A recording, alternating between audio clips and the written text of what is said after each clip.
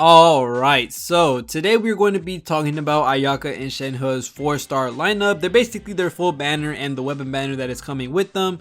We're going to be talking about the 4 stars, what they do, the constellations, all that type of stuff for your newer players and the older players. What constellations you're looking to get when summoning for this banner, because I know a lot of people want to grab Ayaka or Shenhe for their reruns, so we're going to be talking about in this video. But before we get straight into it, make sure to leave a sub and a like on the video if you're enjoying the Genshin content. We're going to be going over all these characters, and of course in the future Baiju and Kaveh and all that type of stuff, we're going to be talking about them as well. But going ahead and talking about Shenhe and Ayaka. Now Shenhe is of course our premier promotional 5-star cryo buffer, while Ayaka is our T0 cryo DPS.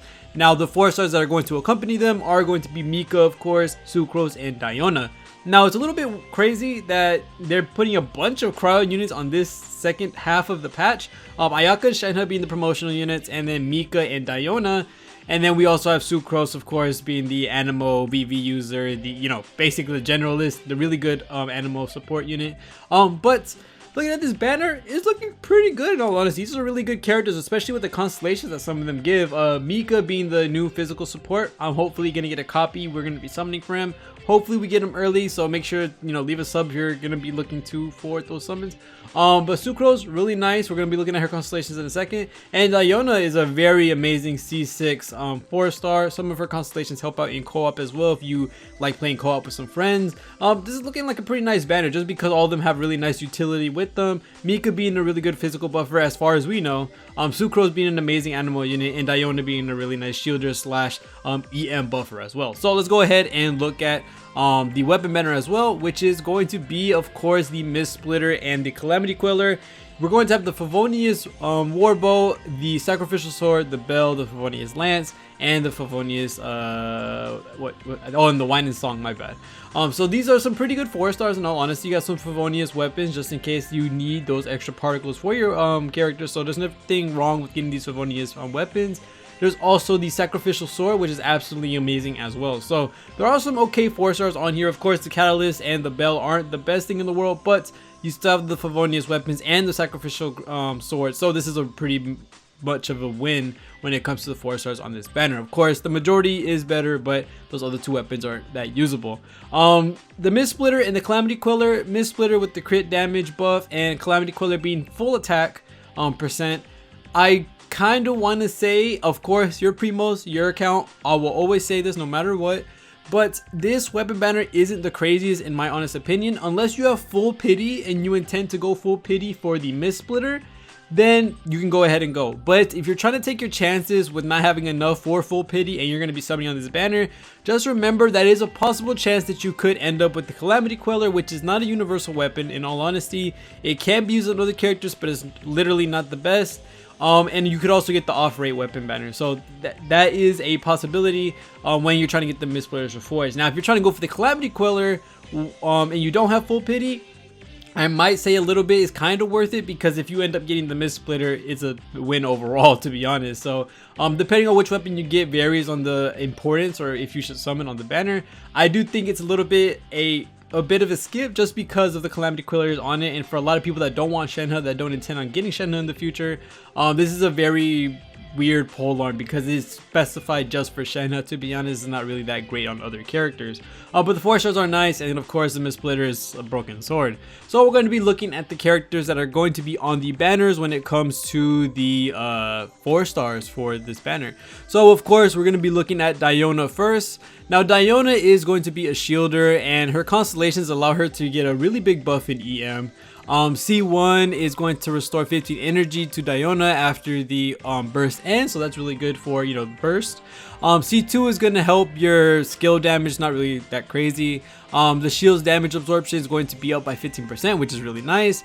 And then when your paws hit a target, they create shields for nearby characters, so in co-op this is really nice. C3 is going to help your burst. C4 is going to reduce your charge time in her burst, which if you want to play DPS Diona, I guess it works. C5 is her skill, and then C6 is where it gets crazy for Diona. This is a really good constellation to have on her. When you're inside her burst, if you're under 30%, if you're under 50%, you get increased healing bonus, which is going to heal you for a lot more because Diona burst heals. But if you're over 50%, you're going to get elemental mastery increased by 200. So that is a big boost in EM, and this can help a lot in a lot of burst reaction type compositions, kind of like Hu Tao with her melt and stuff. Having this underneath you is going to give you some nasty damage when reacting with other stuff like Hydro or Cryo when you're using Pyro and stuff like that. So yeah, it's a really good constellation to have on Diona. Now we're going to be talking about Sukro as well, and other than that, we won't be able to really talk about Mika because we don't know his constellations at the moment. But for Sukro, she is an amazing unit, especially for an animal user. She gets another charge on her skill on C1, so this is a really nice constellation to have. C2 is going to increase her duration for her burst. C3 is going to be the, if I'm not wrong, skill. Yeah, this is the level 3 skill. C4 is going to reduce her name for her skill and burst are so complicated for no reason. Her skill will now be able to reduce the cooldown of it when you do normal attacks or charge attacks. Like I said, her names for her things are so crazy. Constellation 5 is going to help with her burst levels, and then C6 is when you trigger an elemental absorption through her burst. All party members gain a 20% elemental damage bonus for that element. So you are going to be getting a nice damage buff within her burst if it, swirls the right thing inside her burst. So there's some really good 4-stars that we are going to have on the 4-star banner. And of course, when we see Mika and his constellations, we'll talk about that as well.